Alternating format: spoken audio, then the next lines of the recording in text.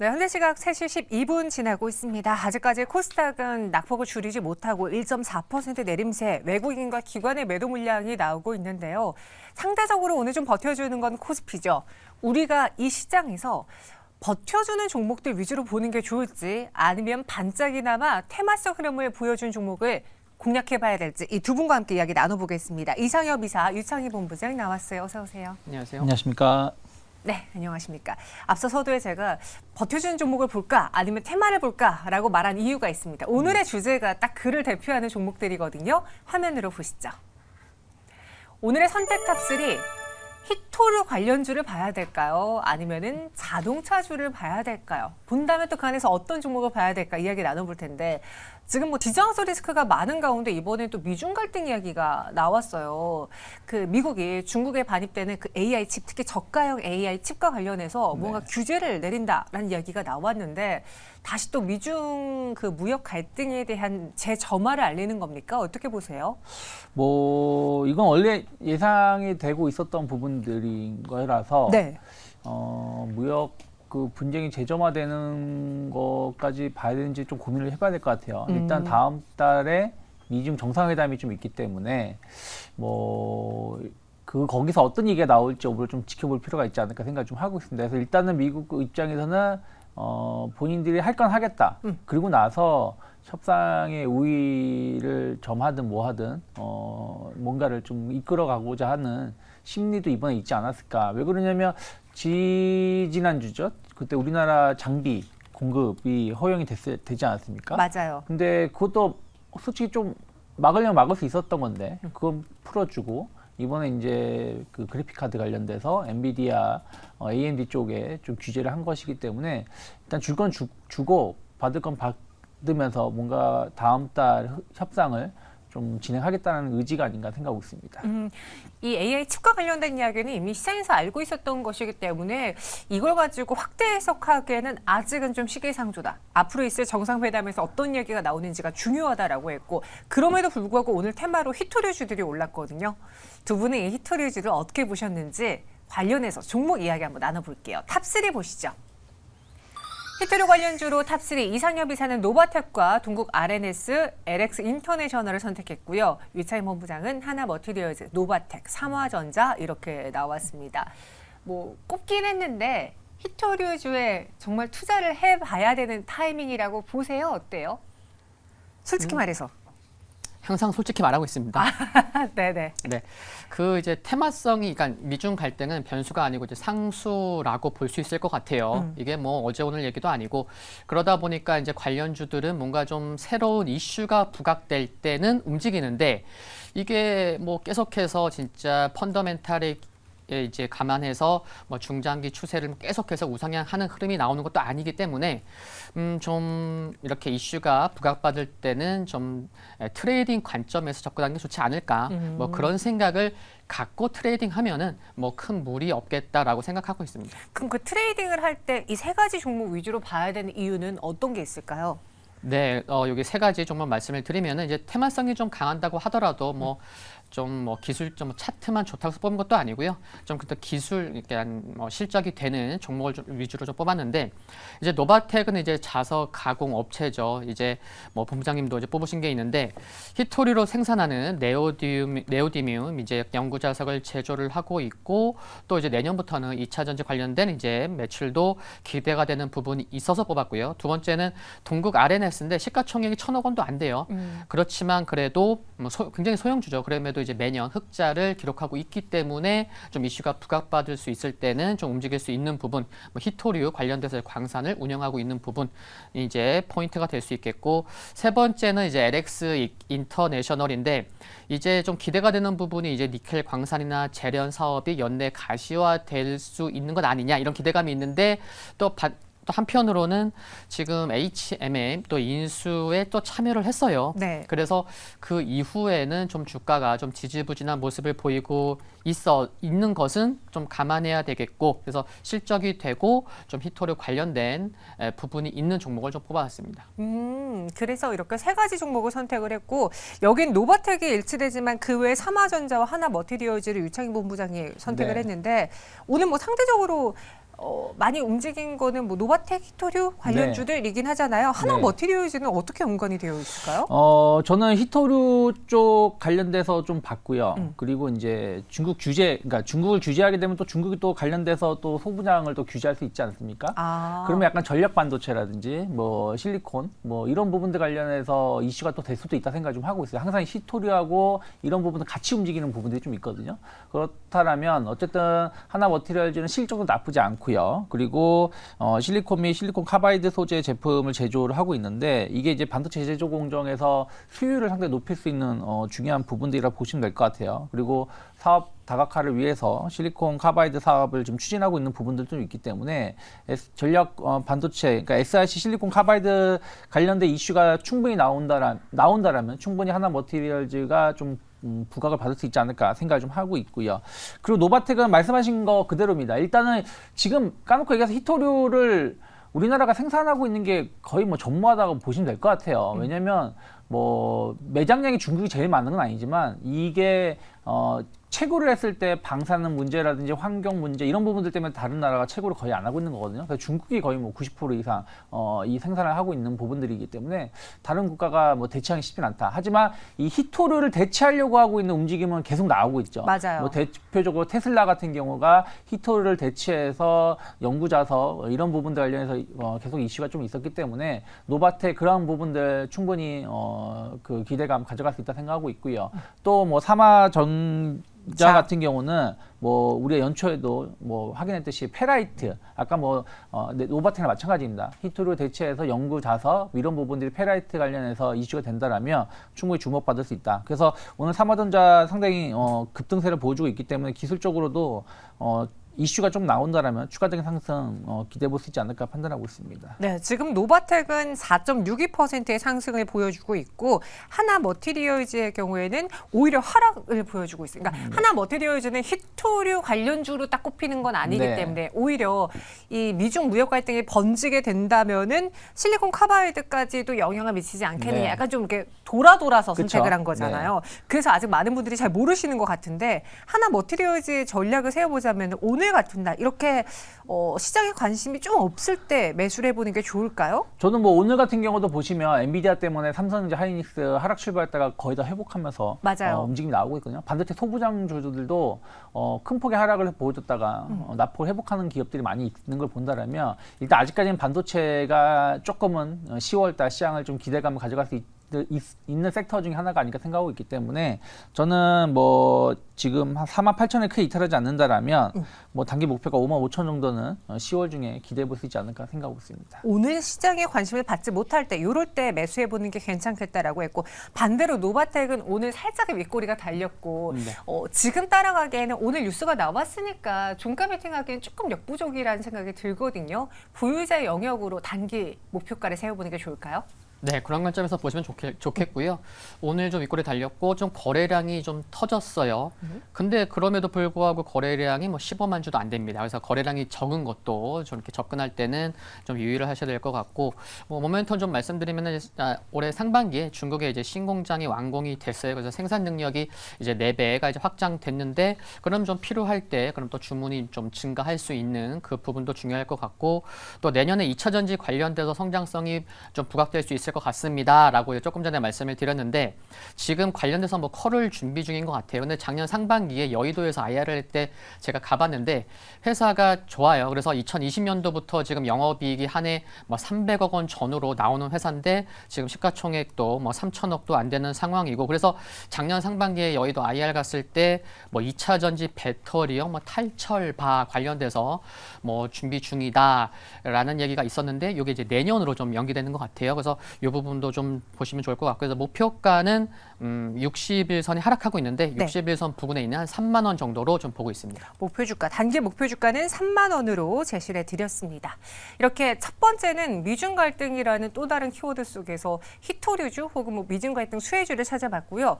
반대로 오늘도 버티고 있는 자동차주 쪽으로도 시선 돌려보도록 할게요. 두 분의 선택 보시죠. 현대차가 탑픽으로 똑같고 현대위아도 같습니다. 피련티어 그리고 SL 요 정도의 차이인데 이사님, 그 현대차랑 기아를 많은 전문가들이 실적 기대주로 뽑아주면서 기대하시거든요. 근데 네. 주가가 나름 방어력은 갖고 있지만 그렇다고 강하지는 않은 좀 애매한 포지션이지 않을까라는 생각도 드는데 어떠십니까? 네, 오늘 현대차, 기아 상승하는 건 또 일본 뭐 토요타 공장에서 또 이제 뭐 화재 사고가 있었더라고요. 맞아요. 근데 그게 이번엔 6곳인데 지난 8월에도 보니까 이제 14곳이 좀 생산 라인 전체가 좀 이렇게 뭐 좀 이렇게 멈추는 상황이 발생했는데 그러면은 8월 달에 현대차, 기아 상승했냐? 그것도 아니에요. 그러니까 꼭 이것만으로 보기보다 지금 이제 앵커님이 말씀하신 것처럼 이제 어닝 시즌도 시작이 됐고 어닝 시즌 들어가기 때문에 좀 시장에서는 좀 실적과 관련돼서 좀 초점을 맞추고 있고 그리고 이제 최근에 또 이제 경기 방어주 성격으로 뭐 금융주들 흐름이 좋은데 이게 배당 성격이 있어서 상승하고 있거든요. 그러면 현대차, 기아도 배당을 올해 좀 크게 늘릴 거다라고 한 부분이 있기 때문에 배당과 실적 좀 최근에 좀 부각을 받고 있다라고 이제 볼 수는 있는데 이게 좀 중요한 게요. 네. 오늘도 뭐더라 이제 해외 쪽에서 이제 뭐 이렇게 연기한다는 그런 소식이 있었는데 현대차도 최근에 보면은 전기차 한 일주일 전에 나왔는데 전기차의 뭐 목표치 뭐 새로운 전기차 전략을 새로 세우겠다라고 했거든요.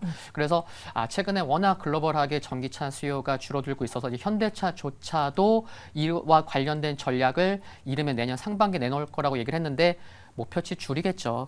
네, 그래서 좀 그런 부분이 좀 상승을 좀 막는 요인이 될 수는 있지 않을까라고 좀 볼 수 있을 것 같습니다. 네, 그러니까 도요타 화재 반사이익은 그리 크지 않을 것이다라는 설명이었고 더불어서 오늘 LG화학과 LG에너지솔루션이 좀 하락하는 이유가 GM이 전기차 수요 둔화에 미시건 전기 픽업 공장 가동을 1년 연기한다라는 소식이 나왔거든요.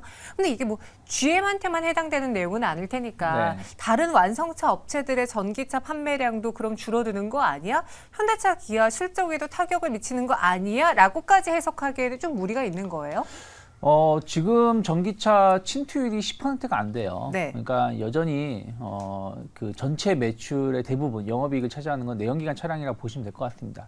특히 현대기아를 왜 주목을 하냐면은 전기차 관련해서 어쨌든 뭐 이건 뭐 저만의 평가일 수도 있겠습니다만 테슬라 다음으로 이 시장을 선도하고 있는 부분들이 있거든요. 물론 중국 기업을 제외하고 나서 글로벌 기업 중에서 본다라면 그것이 시장에서 잘 먹히고 있다 보니까 내연기관 차량들도 상당히 인기를 끌고 있습니다. 그러면 GM하고 비교해 본다라면 뭐 일단 전기차 라인업도 많고 그리고 또 어쨌든 전기차는 지금부터 한 1년 정도는 약간의 공백기가 좀 있을 수 있다 생각을 좀 하고 있어요. 왜냐하면 2025년에 2세대 플랫폼 출시를 앞두고 있기 때문이죠. 그래서 그런 측면에서 본다면 전기차 성장은 약간 둔화될 수 있지만 어쨌든 이것을 이끌어가고 있는 부분들 그리고 그 내연기관 차량의 판매가 계속 꾸준히 늘어나고 있는 걸 본다라면 현대 기아의 어떤 수익성 증가는 계속 유지가 될 수 있지 않을까 판단하고 있습니다. 현대차 차트 보면서 한번 전략도 세워볼게요. 보니까 뭐 8월, 9월, 10월 횡보장을 보여주고 있는데 네.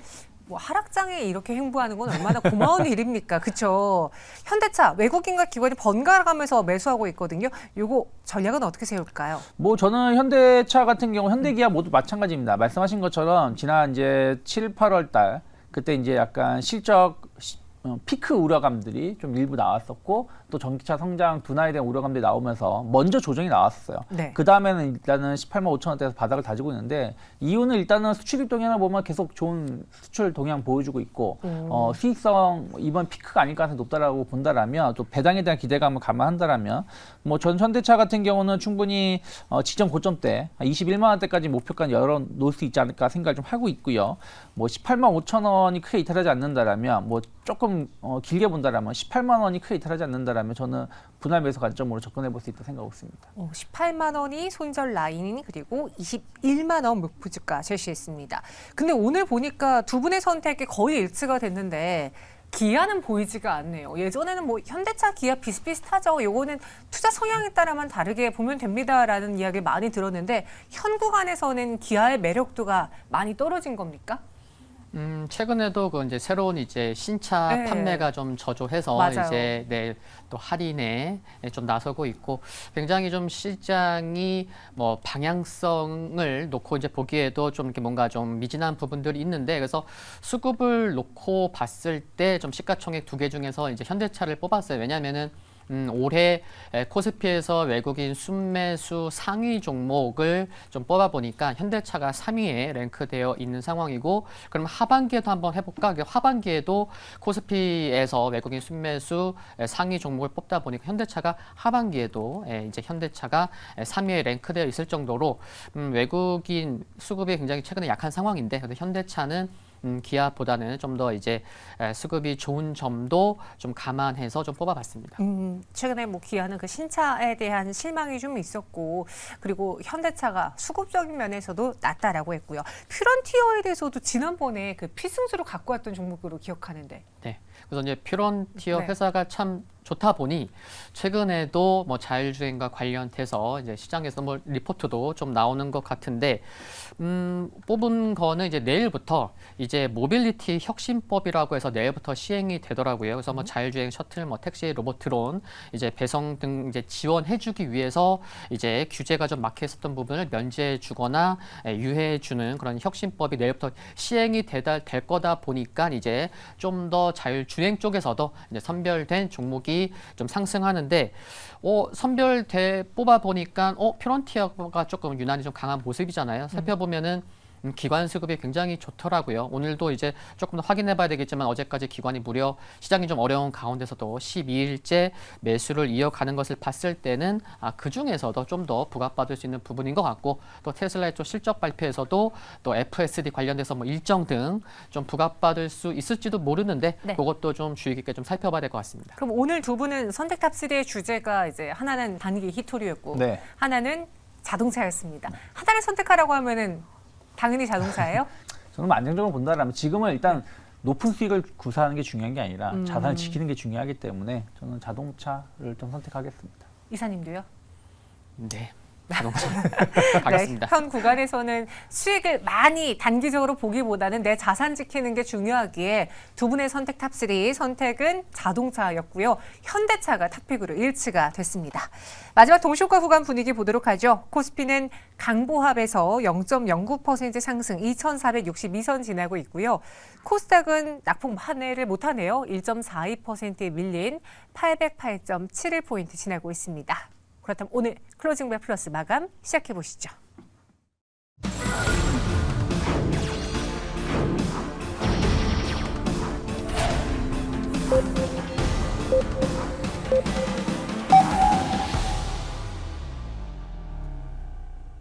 네, 수요일 우리 증시 장을 마쳤습니다. 최근 코스닥의 흐름이 좀 전강후약으로 바뀌는 것 같아요. 특히나 11시 기점, 뭐 오후 2시 기점 이때 많은 분들이 반대 매매를 우려해서 그런가요? 이게 투자 심리적인 면에서 그런 걸까요? 개인 투자자들은 여전히 코스닥에서 매수 포지션인데도 불구하고 특히 출렁임과 함께 동시에 오후장의 약한 모습이 연일 나타나고 있습니다. 오늘은 코스닥이 결국 1.3% 넘게 내렸고요. 여전히 이스라엘, 팔레스타인, 하마스 전쟁과 관련해서 이 4자 회담이 연기되었다, 뭐 취소되었다라는 소식에 시장이 불안을 떨고 있는 것 같은데, 자세한 종가 보면서 그 안에서 세부적인 특징주들 점검해 보겠습니다. 김예솔 아나운서 먼저 만나보시죠. 네, 10월 18일 클로징 벨 플러스 마감 상황 전해드리겠습니다. 오늘 국내 양시장은 다른 흐름을 보였습니다. 코스피는 보합권에서 등락을 거듭했습니다. 외국인의 수급이 들어왔지만 지수를 크게 반등하지는 못했습니다. 보합권에서 2,462포인트로 거래를 마쳤고요. 코스닥은 외국인과 기관의 순매도가 이어졌습니다. 이 하락폭이 조금 짙었네요. 1.4%대 하락하며 808포인트에서 오늘 시장 거래 마쳤습니다. 이렇게 코스닥 시장에서의 낙폭이 컸던 섹터는 이 어제 올라갔던 리튬 관련주들 이제 오늘 조정을 받았기 때문인데요. 어제 상한가를 기록하며 이 주목을 받았던 기업들조차도 조정을 받는 모습이었습니다.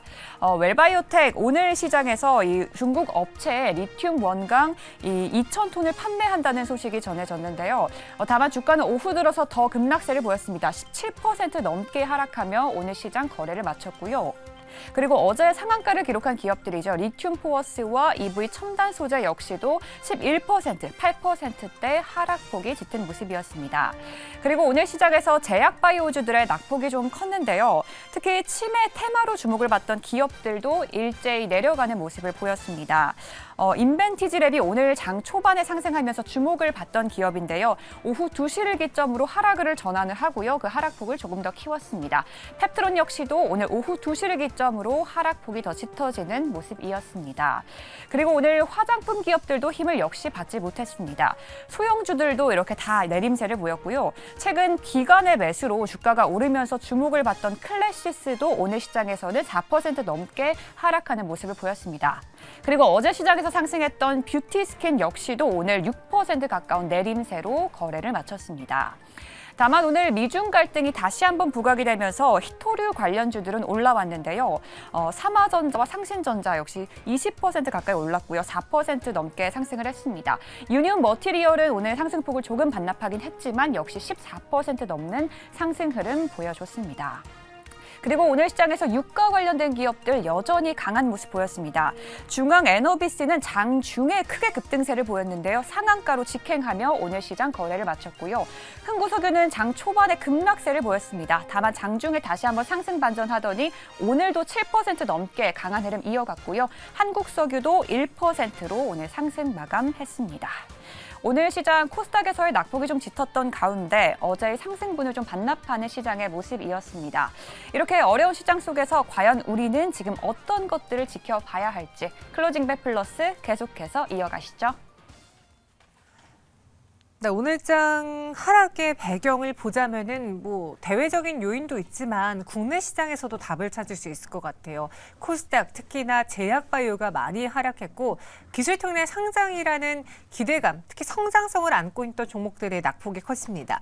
오늘 하락률 상위의 진시스템이 하한가 기록을 했고 오스코텍은 20% 넘는 급락을, 유한양행도 17% 넘게 내렸고 지아이노베이션도 14.25% 하락을 했어요. 그럼 많은 분들이 그런 생각을 하실 거예요. 그래, 오늘 뭐 오스코텍 유한양행은 뉴스로 인해서 하락을 했다 쳐. 근데 나머지 제약바이오가 두 자릿수까지 떨어지는 건 좀 과한 하락 아닐까라고 생각하실 수도 있을 것 같거든요. 네. 투자 심리에 영향이 생기는 건가요? 일단은 뭐 유한양의 이슈들이 제약바이오 투심을 좀 많이 꺾은 것 같아요. 네. 뭐 그동안 잘 버텨주던 한미약품도 오늘 7%, 그러니까 오후로 가서 낙폭이 좀 커지고 있는 상황이었던 거거든요. 그렇기 때문에 좀 대형 제약사들이 흔들리다 보니까 중소형 제약사들도 같이 좀 조정이 나왔다 생각하고 있고요. 그리고 오늘 뭐 최근 들어서 전혀 반등을 못 하고 있었던 그 AI 헬스케어 관련된 종목군들도 대거 급락세가 나왔습니다. 네. 그러면서 AI 제약 바이오, 뭐 보로노이라든지 신테카 바이오, 지니너스 등도 하락을 했기 때문에 약간 어쨌든 지금 고금리가 지금 무위험 자산 이 수익률이 5% 아니겠습니까? 금리가 5%니까 뭐 그런 부분들이 되다 보니까 성장주에 대한 어떤 매력이 감소하고 또 오히려 성장주들은 금리가 높을수록 피해를 볼 수밖에 없는 게 또 피해를 볼 수밖에 없는데 또 바이오가 그 영향이 가장 크거든요. 네. 그런 것들이 오늘 투자 심리를 상당히 위축시키지 않나 판단하고 있습니다. 그럼 이 투자 심리 위축의 강도가 조금 더 지속될 거라고 보십니까? 저는 일단은 성장주들, 그러니까 뭐 오늘 뭐 제약바이오주를 특정 지어서 말씀드리려는 게 아니라 네. 기존의 성장주들이 많이 올랐었잖아요. 그 로봇이라든지 뭐 AI 헬스케어라든지. 근데 이들 기업들이 지난 8월 달, 9월 달 상승을 다 반납을 하고 나서도 반등을 주지 못하고 있어요. 이 얘기는 그때 가격이 오버슈팅이었다 생각을 하고 있는 것이고, 그럼 여기서 더 빠져야지 가격적 메리트가 있다라고 시장에서 투자자들은 평가를 하고 있는 것이 아닌가 생각하고 있습니다. 거기다가 신용 반대 물량이라든지 외국인들 기관의 매도 물량을 감안한다라면 지금 그전과 같은 단기 낙폭과대 인식으로 접근하기에는 좀 다르게 좀 바라봐야 되지 않을까 생각 좀 하고 있습니다. 네, 제약바이오를 포함해서 성장주에 대한 약간 우려 섞인 이야기 해주셨고요.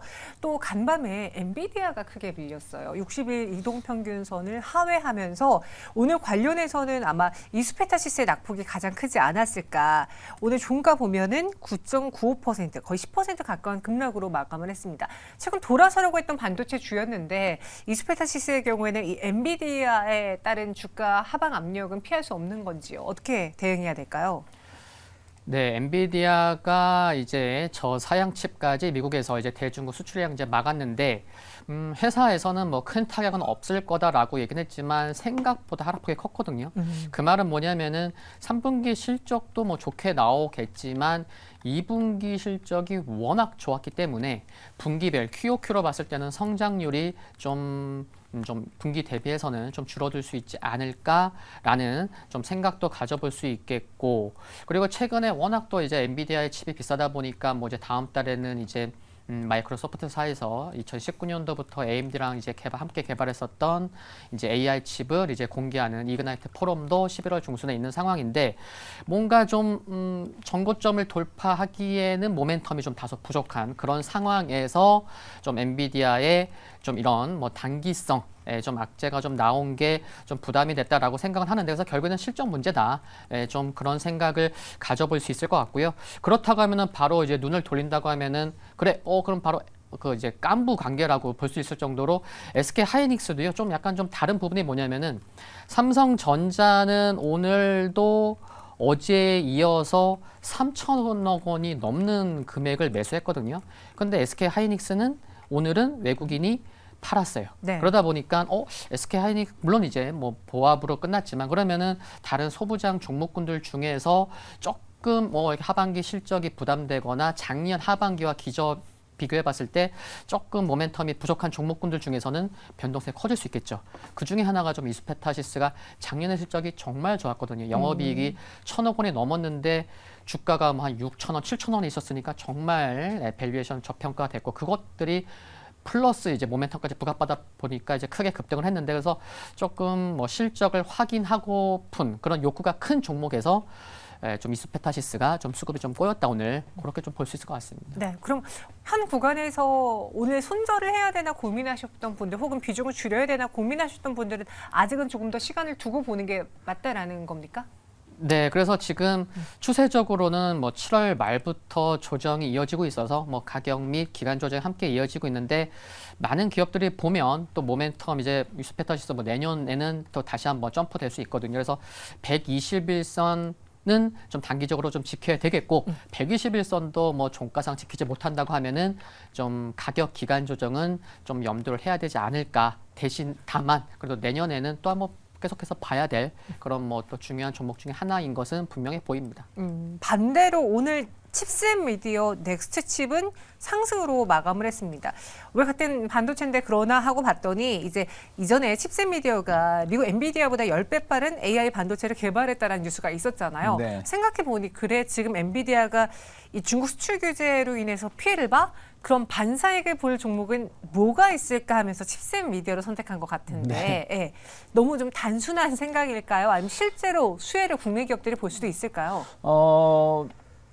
물론 이제 이들 기업 대기업은 아니다 보니까 네. 아무래도 미국의 규제를 좀 제한적으로 좀 받을 수도 있을 거라 생각을 좀 하고 있습니다. 그리고 어쨌든 기술력도 인정이 되고 있고. 근데 다만 과연 엔비디아를 대체할 수 있을지 여부는 좀 고민을 좀 해볼 필요가 있다 생각하고 있어요. 특히 이제 이들 기업의 최근에 움직임이 나왔던 것은 네. 자율주행 이슈가 나와주면서 그와 관련한 사량용 반도체라든지 이런 쪽에 기술력이 부각이 되면서 주가가 올라온 거거든요. AI 관련된 반도체 쪽보다는. 그래서 조금 작은 기업들이 일부 만약에 AMD라든지 엔비디아를 규제를 한다라면 다른 그래픽 관련된 기업들이 조금은 반사 이익을 누릴 수 있겠습니다만은, 또 그렇다고 해서 엄청난 매출이 늘어날 것이다. 이 시장을 다 가져온다라 말하기에는 또 우리가 좀 고민을 좀 해봐야 되기 때문에, 일단 자율주행 쪽이라든지 이런 쪽에 대한 어떤 포커스를 맞추면서 대응하는 게 맞지 않을까 판단하고 있습니다.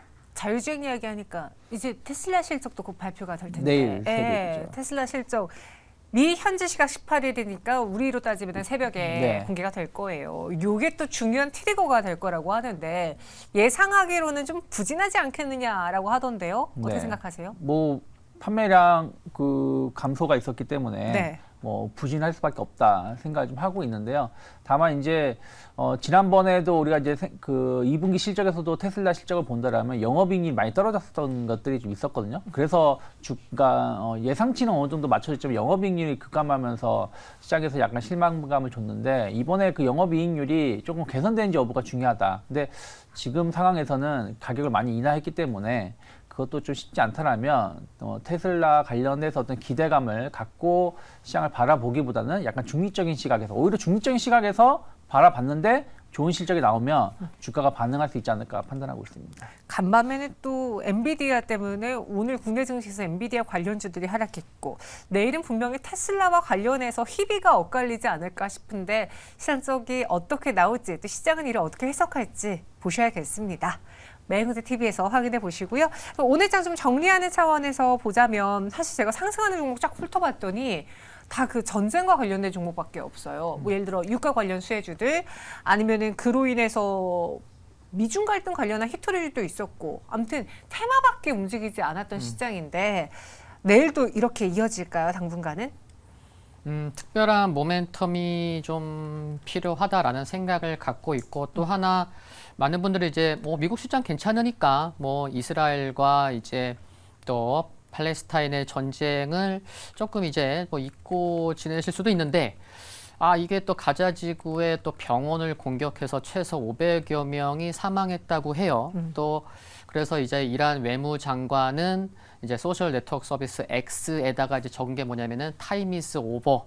이제 우리 이제 이스라엘이 이제 대응해야 되겠다. 그러니까 이란이 대응해야 되겠다. 그래서 지금 그 부분이 물론 이제 뭐 중동 관련된 이슈는 뭐 과거에도 뭐 단기적으로 그쳤기 때문에 이번에도 뭐 그렇게 되지 않을까 생각은 하는데 이게 쉽게 또 이게 잡지를 못하네요. 그러다 보니까 오늘 그러니까 뭐 이스라엘 그 전쟁과 관련돼서도 계속해서 좀 소식에 좀 관심을 갖자라는 말씀 드리고 싶습니다. 왜냐하면 유가 관련돼서 굉장히 중요하기 때문에 말씀을 드립니다. 네. 이창희 본부장님의 내일장 핵심 포인트는요? 저는 첫 번째가 테슬라라 생각하고 있고요. 네. 그리고 미국채 금리가 제일 중요하다. 지금 미국채 금리가 다시 한번 지난 그 10월 초 고점을 갱신하려고 하고 있거든요. 특히 어저께 미국채 금리의 흐름이 조금 조심스러웠던 건 뭐냐면 그동안 장기국채가 올라갔었어요. 왜냐하면 장기국채 프리미엄이 없었기 때문에 장기국채 프리미엄이 주어지면서 올라간다라고 하면서 약간 이 부분에서 애써 조금 우려감을 좀 완화시키려고 하고 있었는데 어저께는 단기 국채 금리가 상당히 많이 올랐습니다. 네. 이 부분은 그전하고 흐름들이 좀 변화가 나온 것이기 때문에 이와 관련해서의 어떤 오늘 흐름이 어떻게 나온지를 또 어떻게 해석하는지를 조금 더 지켜봐야 되지 않을까 생각하고 있습니다. 네, 테슬라의 실적 챙겨봐야 된다라고 이야기 전해드렸습니다. 그럼 여기서 두 분 인사드리고요. 또 저희는 계속해서 업앤다운으로 이어져 가보겠습니다. 고맙습니다. 맞습니다. 감사합니다.